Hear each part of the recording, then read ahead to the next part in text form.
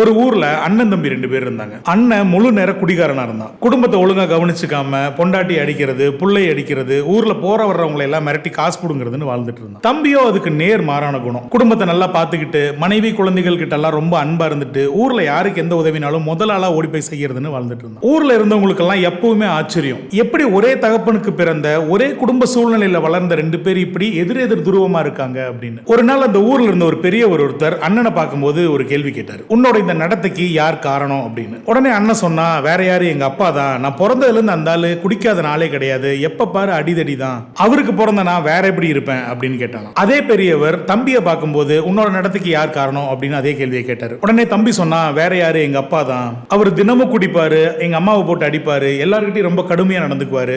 அவரை பார்த்ததுக்கு அப்புறம் தான் நான் வாழ்க்கையில ஒரு நல்லவனா இருக்கணும், அவரை மாதிரி இருக்கக்கூடாதுன்னு முடிவு பண்ணேன் அப்படின்னு சொன்னான். ஒரே விஷயம் தான், ஆனா சிந்தனையை பொறுத்து மாறுது. நேர்மறையாய் சிந்திப்போம். நான் உங்கள் பாரதி.